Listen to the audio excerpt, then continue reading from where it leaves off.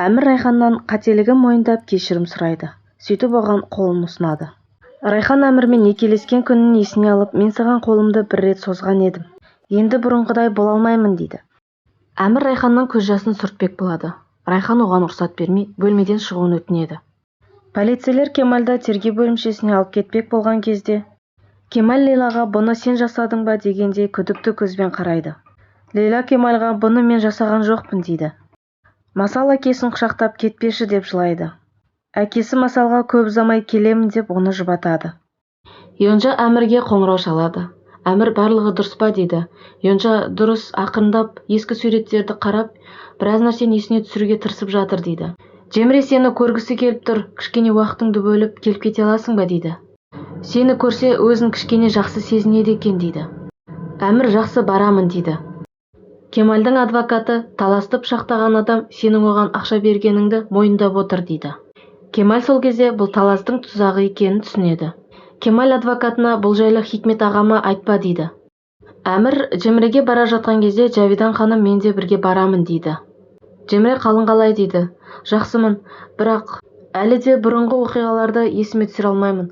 Йонжа маған суреттерді әкеліп берді. Соған қарап, есіме түсіруге тырысып жатырмын дейді. Джемре Әмірге қасыма келіп отыршы дейді. Екеуі суреттерге қарап бәрін есіне түсірмек болады. Әмір Джемреге мен өзімді кінәлі сезініп жүрмін. Сол күні сені өзім апарып тастауым керек еді дейді. Анасы Әмірдің өзін кінәлап жүргенін түсінеді. Джавидан Джемренің қылықтарынан оның барлығын әдейі жасап жатқанын сезіп қояды. Дәрігер маған бұрынғы барған жерлерге барсаңыздар есіңізге түсіруіңіз мүмкін деп кеңес айтты дейді. Мұнда таласқа өзінің адамы қоңырау шалып, Кемаль сенің бүкіл қылмыстарының бетін ашып қазбалап жатыр дейді. Сөйтіп Джемре мен Әмір екеуі теңіз жағасына бірге барады. Бірақ Әмірдің бар ойы Райханда болады. Әмір Джемреге Масал, Райхан үшеуміз осы жерде қызықты уақыт өткізген едік деп айтады. Джемре сол кезде сылтауратып, қолыққа басып, Әмірдің иығына басын қояды. Джемренің бұл қылығы оған ұнамай, одан алшақтап отырады. Әмір Райханның өзіне қоңырау шалуға батылы жетпей, Сунаға қоңырау шалады. Әмір, не істеп жатырсыңдар, не хабар дейді. Суна, Райханды сұрау үшін қоңырау шалып тұрсың ғой, қазір беремін дейді. Джемре Әмірдің Райханды іздеп қоңырау шалғанына қатты ашуланады. Әмір Райханмен сөйлесіп, сыртта Джемре екеуміз жүрміз деп айтады. Райхан іштей қызғанғанымен оған білдіртпейді. Райхан Әмірге ауызашарға келесің бе дейді. Әмір әрине барамын дейді. Бұны естіген Джемре іштей Әмірге сені жібере қоймаспын дейді. Мұнда Суна мен Джавидан ханым сөйлесіп отырады. Осы кезде Джавидан ханым Джемренің қылығын қарашы деп суретін көрсетеді. Джемре әлеуметтік желіге Әмірмен түскен суретінің астына барлығы да бұрынғыша деп жазып қойыпты деп көрсетеді. Таласқа Лейла қоңырау шалып, әкемді пышақтап кеткен адамның есімі кім деп оған қоярда қоймай сұрап алады. Және сол адам жайлы әлеуметтік желіден біліп алады. Ол бұрын сотталған және қылмыскер адам екенін анықтайды. Лейла осы кезде Кемальға әтеге жала жапқанын түсінеді. Екеуі тұрып кетейік деп жатқан кезде, Джемре өтірік басым айналып тұр деп түр жасайды. Джемре ештеңе етпейді, жолыңнан қалма, кете бер дейді. Әмір Джемреге сені бұндай күйде тастап кете алмаймын ғой дейді. Лейла әкесіне қоңырау шалады. Лейла әкесіне сені пышақтаған адамның бұрын сотталған қылмыскер екендігін айтып, Кемальдің үстінен түсірген арыз шағымыңды кері қайтып ал деп талап етеді. Әйтпесе мені көрмейтін боласың деп ескертеді. Лейланың әкесі арызын қайтарып, Кемаль мырзаны бостандыққа шығарады. Кемаль мырза Лейлаға ештеңе сөйлемейді. Оған деген реніші әлі тарқамаған болатын. Мұнда Джавидан ханым Райханмен сөйлеседі.